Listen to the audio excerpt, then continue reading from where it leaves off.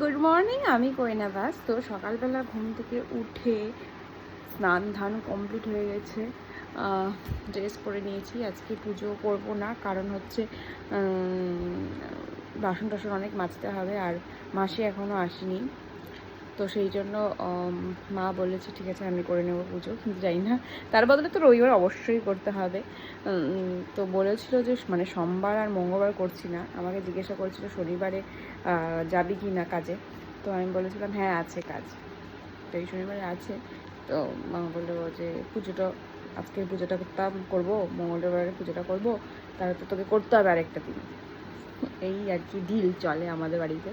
তো যাই হোক, 8:45 বাজে, রেডি হই, ক্রিম ট্রিম দিই মুখে। ধীরে ধীরে মাকে আজকে বললাম ভাত করতে হবে না, তুমি পাস্তা করে দিও, পাস্তায় খেয়ে যাব।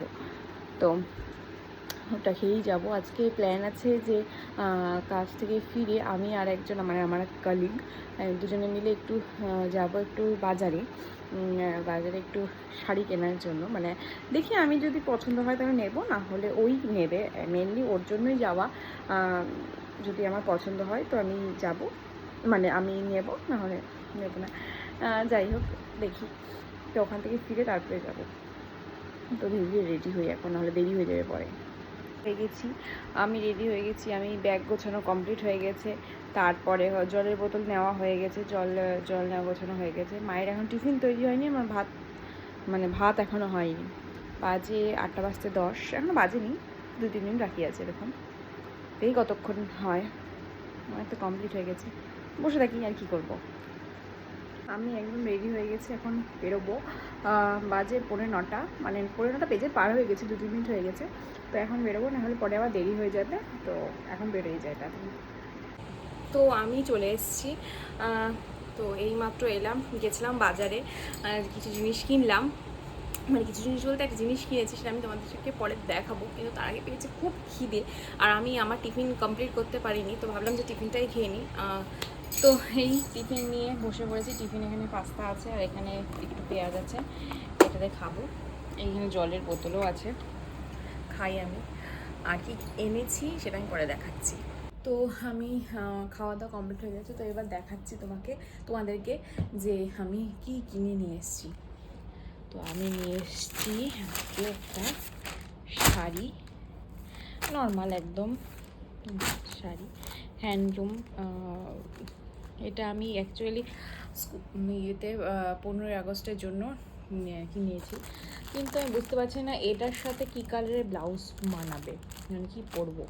ব্ল্যাকটা তো ভালো লাগবে অবশ্যই, কিন্তু 15ই আগস্টের জন্য আমি ব্ল্যাক পরতে চাচ্ছি না। কি ভালো লাগবে তোমরাও জানাও, মাও আসুক, মাকে দেখাবো যে কী কালারের পরবো এটার সাথে।